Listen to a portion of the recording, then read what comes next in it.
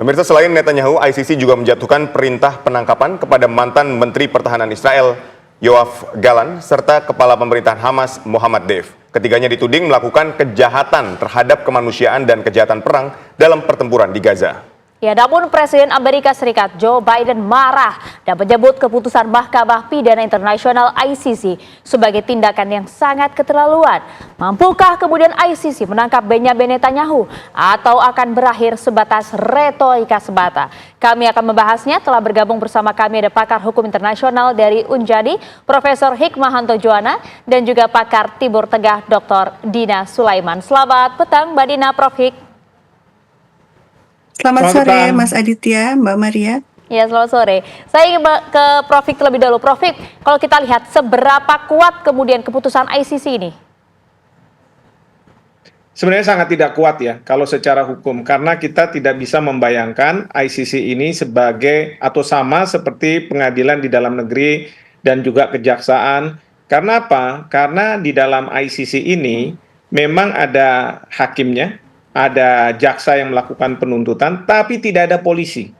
Polisi yang melakukan penangkapan, polisi yang bisa menghadirkan Perdana Menteri Netanyahu dan Gallant dan siapapun yang mau diadili untuk hadir di ICC di Den Haag.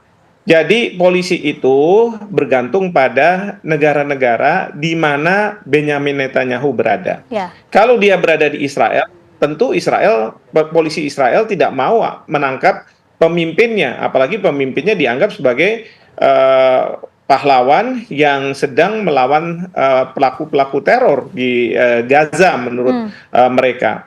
Demikian juga nanti tergantung dari negara-negara. Kalau misalnya negara-negara tertentu tidak mengakui keberadaan dari surat penangkapan ini, seperti kita tahu Hongaria, mungkin juga Argentina, bahkan Amerika Serikat. Ya, tidak mungkin ketika Perdana Menteri Netanyahu berkunjung ke negara tersebut, lalu kemudian polisinya menangkap dan menyerahkan ke ICC. Bahkan kalau Amerika Serikat itu, dia buat perjanjian ke semua negara, terutama anggota dari ICC, termasuk waktu itu pernah dengan Indonesia, agar kalau ada perintah untuk melakukan penangkapan, maka tidak melakukan terhadap warga negara Amerika, tapi itu terkait dengan Amerika Serikat. Tetapi ini ICC dengan Israel, saya rasa ini tidak akan efektif gitu ya. Tetapi secara moral mungkin ada manfaatnya, yaitu bahwa lembaga internasional, kalau kemarin pernah Mahkamah Internasional menerima gugatan dari Afrika Selatan terkait dengan apa yang dilakukan Israel sebagai genosida, meskipun sampai sekarang belum ada putusan. Nah, sekarang ada Mahkamah Kejahatan Internasional yang menarget pada individu untuk mereka bisa ditangkap dan kemudian dihadirkan mempertanggungjawabkan perbuatan mereka di depan Mahkamah Kejahatan Internasional. Seperti itu. Baik, saya ingin ke Mbak Dina. Mbak Dina, kalau misalnya ada negara yang memang menganggap bahwa Israel ini melakukan, atau Netanyahu ini, Gallant dan Mohammad Deif ini melakukan kejahatan perang, melakukan kejahatan kemanusiaan, kemudian memang ingin melaksanakan putusan dari ICC, ini seperti apa mekanismenya ya? Ya, sejauh ini sejauh ini sudah ada beberapa negara Eropa ya yang menyatakan akan menaati surat perintah dari ICC ini, misalnya Spanyol, Italia, Belanda, Finlandia, Portugal, terus juga Swiss, bahkan Finlandia.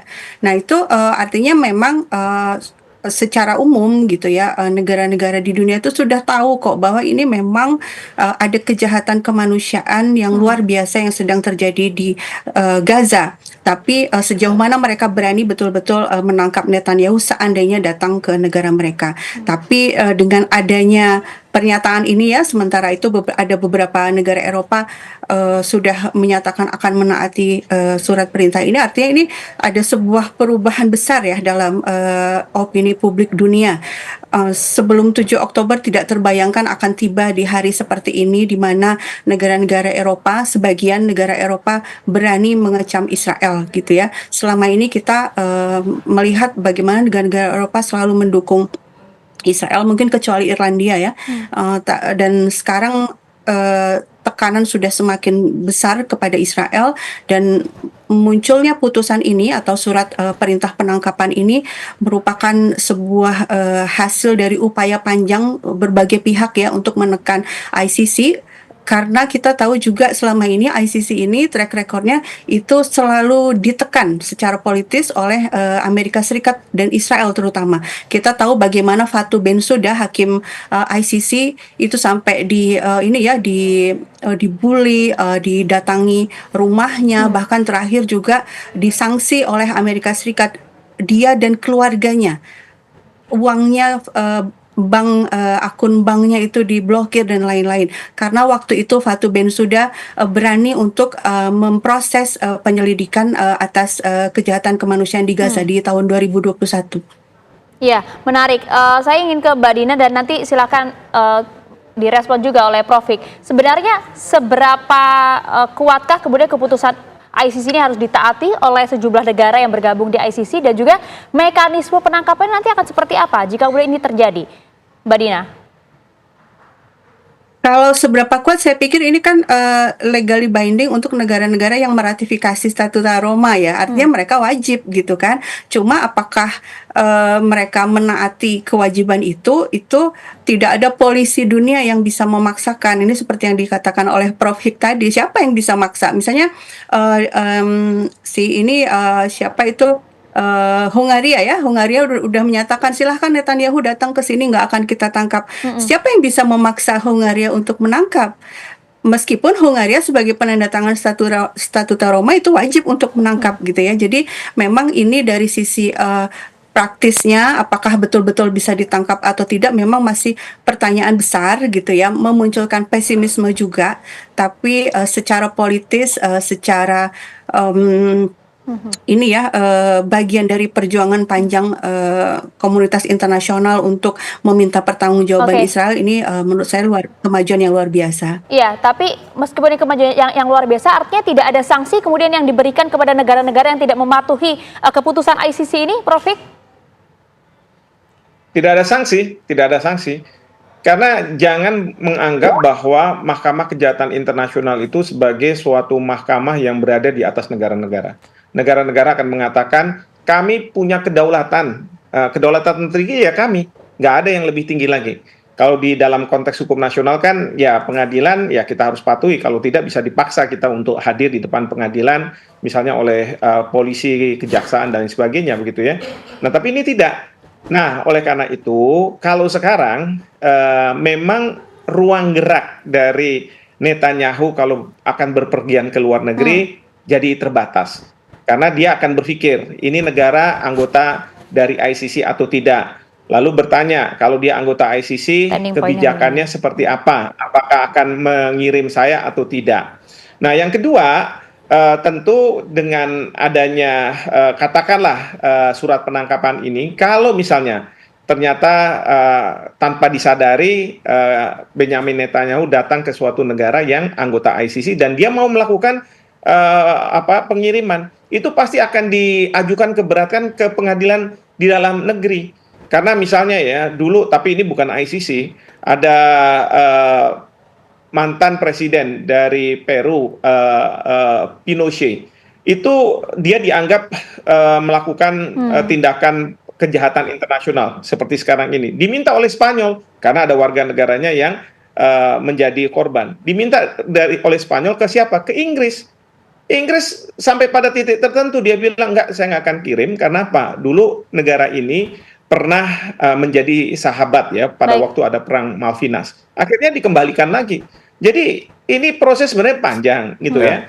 Nah menurut saya sih kembali ini berlaku dalam konteks internasional tuh hukum rimba, siapa yang kuat dia yang menang. Maka Amerika Serikat dia sekarang mau buat undang-undang yang akan melakukan proses hukum justru terhadap para hakim ataupun jaksa dari ICC ketika mereka akan masuk ke Amerika Serikat. Coba kalau kayak begitu gimana? Baik, Prof. Hik, ketika tadi Anda katakan ini masalah kredibilitas, saya ingin pertanyakan, bagaimana kredibilitas ICC ketika dia sudah mengeluarkan putusan, anggotanya boleh memilih melakukan atau tidak melakukan keputusan yang dikeluarkan ICC? Ini seperti apa? Ya, kembali lagi ini masalah politis. ya karena tergantung dari negara itu, katakanlah dia anggota, tetapi dia juga punya kedaulatan yang dia bilang ICC itu bukan suatu lembaga yang lebih kuat daripada kita. Coba Anda lihat Perserikatan Bangsa-Bangsa. Memangnya kalau ada resolusi yang katakanlah dari Dewan Keamanan PBB, kalau itu negara kuat, lalu kemudian serta-merta dia akan tunduk? Tidak. Pada waktu ada peristiwa Nicaragua menggugat Amerika Serikat dan Nicaragua menang, ini di Mahkamah Internasional, apakah Amerika Serikat tunduk pada putusan itu? Tidak. Jadi jangan kita menganggap bahwa ini seperti pengadilan di dalam negeri, ya, dengan organ-organ yang ada di situ. Tidak, ini berbeda. Nah, oleh karena itu memang sekali lagi kalau misalnya Presiden Joe Biden marah atau misalnya Perdana Menteri Netanyahu sendiri marah karena beliau-beliau menganggap bahwa Netanyahu pertama akan dibatasi ruang geraknya kalau dia berpergian ke luar negeri. Yang kedua, mereka marah karena menganggap bahwa apa yang dilakukan Israel ini adalah tindakan untuk membela dirinya karena dirinya itu Israel diserang oleh Hamas. Jadi ini cerita tentang self defense gitu kan. Selalu kan harus dilihat dari dua sisi. Nah, sebenarnya Mahkamah Kejahatan Internasional ingin memverifikasi apakah memang betul ini suatu tindakan self defense atau tidak melalui proses hukum yang ada nantinya putusan. Tapi ini dihadirkan aja tidak bisa. Baik. Ya, jadi sulit. Baik, saya ingin menuju ke Mbak Dina. Mbak Dina, ini kan ICC mengeluarkan perintah penangkapan. Kemudian Paus Fransiskus juga beberapa waktu lalu juga sempat meminta penyelidikan terhadap genosida yang dilakukan oleh Israel. Apakah ini merupakan tekanan dari dunia terhadap Israel yang akan menghentikan langkah Israel melakukan genosida di Gaza sendiri? Ya, kalau saya melihatnya begini ya, jadi genosida terjadi, bukti-buktinya sudah jauh lebih cukup. Semua orang, saya pikir semua pihak itu sudah tahu bahwa ini ada genosida, tapi keputusan yang diambil tentu tergantung dengan kondisi politik masing-masing negara gitu ya. Nah, kita perlu melihatnya secara komprehensif bahwa di satu sisi hukum, upaya-upaya hukum terus berjalan meskipun memunculkan pesimisme seperti kita bahas tadi, tapi ya itu terus dilanjutkan gitu ya. Dan kemudian upaya diplomatik juga terus berlanjut. Di lapangan para pejuang kemerdekaan Palestina terus bergerak dan masyarakat sipil sedunia juga masih terus melakukan aksi-aksi demo untuk menekan pemerintah mereka masing-masing ya, terutama di negara-negara barat. Dan yang perlu dilakukan tekanan sekarang adalah ini ya, yang sedang juga dilakukan oleh masyarakat sipil adalah meminta negara-negara barat terutama yang menyuplai senjata ke Israel, yang menyuplai dana ke Israel untuk menghentikan suplainya itu.